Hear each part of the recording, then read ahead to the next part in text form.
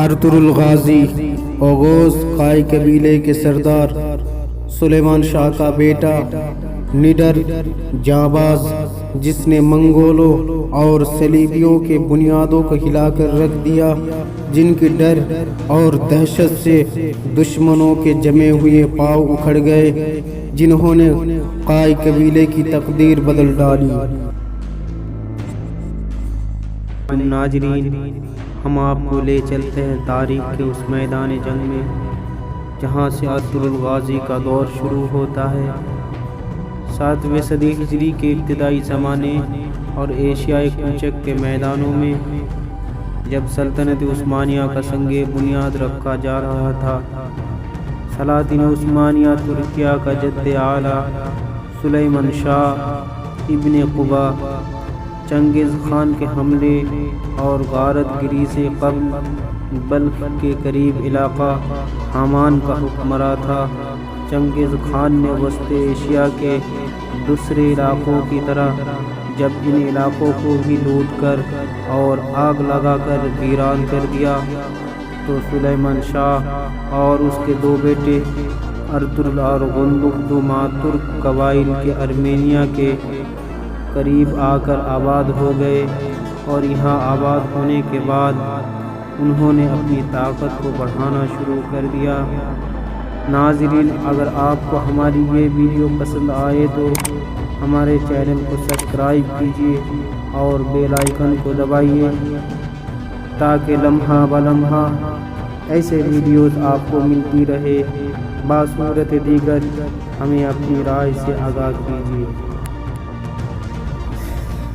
7ویں صدی ہجری کے شروع ہوتے ہی جب چنگیزی مغلوں کی حملہ آوری خراسان پر شروع ہوئی، خراسان سے روانہ ہو کر ارمینیا کے علاقے میں چلا آیا۔ 20-25 سال تک ارمینیا میں مقیم رہا۔ اس قبیلے کے سردار کا نام سلیمان خان اور اس کے ساتھی سلجوکیوں کی طرح نہایت سچے مسلمان تھے۔ سلیمان خان کی قابلیت اور اپنے ہمراہیوں کے ساتھ اس کا سلوک دیکھ کر نتیجہ یہ ہوا کہ ارمینیا میں ترکان غز کے اور بھی آوارہ پریشان پھرنے والے افراد آ کر اس گرد میں جمع ہو گئے۔ اس جمعیت میں اور اضافہ ہوتا رہا۔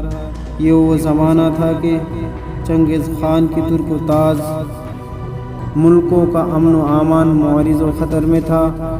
ہر شخص کو اپنی اور اپنے اہل و عیال و اموال کی حفاظت کے لیے اپنے ہی قوت و بازو پر بھروسہ کرنا پڑتا تھا۔ ہمہ اوقات آفتوں اور مصیبتوں کے مقابلہ پر مستعد رہنا پڑتا تھا۔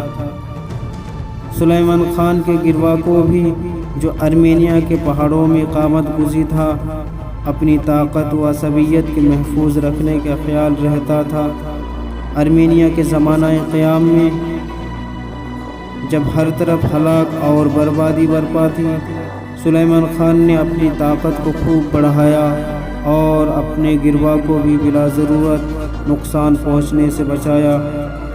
دولت خوارزم شاہیہ کی بربادی نے اور بھی سلیمان خان کو اس بات کا موقع دیا کہ وہ جنگجو افراد اور جنگجوئی کے سامانوں کو اپنے گرد آزاد نہ فراہم کرے۔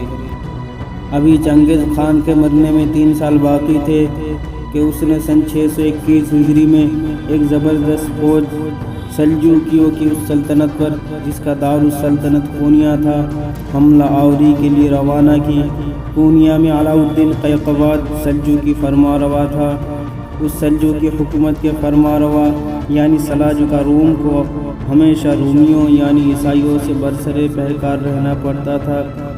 اب امتداد زمانہ سے یہ سلطنت بہت ہی کمزور ہو چکی تھی۔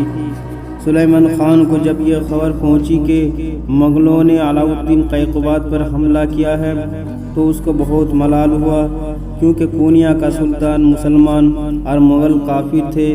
کونیا کی سلطنت ہمیشہ عیسائیوں کے مقابلے برسر جہاد رہتی تھی اور مغلوں نے عالم اسلام کو تہبالا کر ڈالا تھا۔ سلیمان خان نے علاء الدین قیقباد کو امداد پہنچانے اور اس لڑائی میں شریک ہو کر شہادت حاصل کرنے کا بہترین موقع سمجھ کر اپنے قبیلے کو کوچ کی تیاری کا حکم دیا۔ سلیمان خان کی اس جمعیت کی صحیح تعداد تو معلوم نہیں ہو سکتی، مگر سلیمان خان نے اس جمعیت کا ایک حصہ جو اپنے بیٹے ارطغرل کو دے کر بطور ہر اول آگے روانہ کیا تھا، اس کی تعداد 444 تھی۔ دنیا کے بڑے بڑے اور اہم واقعات میں جس طرح یہ حیرت انگیز طور پر حسن اتفاق کا معائنہ ہوتا رہا، اسی طرح اس موقع پر بھی عجیب حسن اتفاق پیش آیا۔ ادھر ارمینیا کی جانب سے یہ مجاہدین کی فوج جاری تھی، ادھر منگلوں کی فوج علاؤالدین قیقباد سلجوقی کی فوج کے مقابلہ پہنچ گئی تھی۔ عین وقت سلجوقی لشکر اور منگلوں کی فوج میں ہنگامہ کارزار گرم تھا۔ مغل بہت جلد علاؤالدین قیقباد کے لشکر کو مغلوب کرنا چاہتے تھے۔ سلیمان خان کا بیٹا ارطغرل اپنے ہمراہی دستہ کو لیے ہوئے نمودار ہوا۔ اس نے دیکھا کہ 2 فوجیں برسر پیکار ہیں اور ایک فوج بہت جلد مغلوب ہو کر میدان کو خالی کرنے والی تھی۔ ارطغرل کو معلوم نہ تھا کہ دونوں لڑنے والے کون ہیں، لیکن اس نے یہی مناسب سمجھا کہ کمزور فریق کی مدد کروں۔ چنانچہ ارطغرل اپنے 444 ساتھیوں کو لے کر کمزور فریق کی طرف سے زبردست فریق پر ٹوٹ پڑا۔ یہ حملہ اس شدت اور بے جگری کے ساتھ کیا گیا کہ منگلوں کے پاؤں اکھڑ گئے اور میدان میں اپنی بہت سی لاشیں چھوڑ کر بھاگ گئے۔ علاؤالدین قیقباد سلجوقی ذرا دیر پہلے اپنی شکست اور ہلاکت کو یقینی سمجھ رہا تھا۔ اس غیر متوقع امداد اور فتح کو دیکھ کر بہت مسرور ہوا اور میدان جنگ میں ارطغرل سے جو فرشتہ بن کر نمودار ہوا تھا بغل گیر ہو کر ملا۔ ارطغرل کو بھی بے حد مسرت حاصل ہوئی۔ وہ عین وقت پر پہنچا، جس مقصد کے لیے سفر اختیار کیا تھا وہ بحسن خوبی حاصل ہو گیا۔ ابھی ارطغرل اور علاؤالدین قیقباد اس مسرت و شادمانی کا لطف اٹھا رہے تھے کہ سلیمان خان بھی اپنی جمعیت کے ساتھ اسی میدان میں پہنچ گیا۔ علاؤالدین سلجوقی نے سلیمان خان اور اس کے بیٹے ارطغرل کو قلعت گرہ بہا عطا کیے، ارطغرل کو شہر انگورا کے قریب جاگیر عطا کی اور سلیمان خان کو اپنی فوج کا سپہ سالار بنایا۔ علاؤالدین سلجوقی کے فہم و فراست کی داد دینی پڑتی ہے کہ اس نے ارطغرل کو جاگیر عطا کرنے کے لیے بہترین علاقہ کا انتخاب کیا۔ پونیا کی سلطنت پہلے بہت وسیع تھی، اب صورت یہ پیدا ہو گئی تھی کہ ایشیائی کرچک کے شمالی و مغربی علاقے پر رومیوں نے چیزہ دست ہو کر قبضہ کر لیا تھا اور وہ بتدریج اس سلجوقی سلطنت کے حدود کو محدود کرتے اور آگے بڑھتے آتے تھے۔ دوسری طرف جنوبی و مشرقی علاقے منگلوں کی دست برد نے جدا کر لیے تھے اور وہ دم بدم آگے بڑھ رہے تھے۔ اس طرح سلطنت پونیا 2 پٹوں کے درمیان پسی جا رہی تھی اور محدود ہوتے ہوتے ایک ریاست کی شکل میں تبدیل ہو گئی تھی، جس کے بہت جلد فنا ہونے کی توقع تھی۔ اس بہادر گروہ اور ان بہادر سرداروں کو دیکھ کر علاؤالدین نے سلیمان کے بیٹے ارطغرل کو ایسے موقع پر جاگیر دی جو رومی سلطنت کے سرحد پر واقع تھا، اور باپ کو فوج کا سپہ سالار بنا کر مغرب کی جانب منگلوں کی روک تھام پر مامور کیا۔ چند روز کے بعد ارطغرل نے رومیوں کی ایک فوج کو شکست پاس دے کر اپنی جاگیر کو رومی علاقہ کی طرف وسیع کیا، اور اس حسن خدمت کے صلے میں علاؤالدین سلجوقی نے اپنی طرف سے اور علاقہ اسی نوحہ میں عطا فرما کر ارطغرل کی طاقت اور علاقے کو بڑھا دیا، اور ارطغرل کے اس طرح طاقتور ہونے سے رومی سرحد کا خطرہ بالکل جاتا رہا۔ مگر چند روز کے بعد سلیمان خان جو دریائے فرات کو عبور کرتے ہوئے دریا میں غرق ہو کر راہی ملک بقا ہوا، ارطغرل اپنے علاقے پر برابر حکمراں اور دم بدم اپنی طاقت کو ترقی دینے میں مصروف رہا۔ چونکہ ارطغرل عیسائیوں کے ساتھ مسلسل جنگ میں مصروف رہا اور عیسائیوں کے علاقے چھین چھین کر اپنے ملک کو وسیع کر رہا تھا، اس کا اس مہم میں طاقتور ہونا شاہ قونیہ کے لیے بہت کچھ اطمینان کا باعث تھا، اور وہ ارطغرل کی بڑھتی ہوئی طاقت کو بنظر اطمینان معائنہ کرتا رہا۔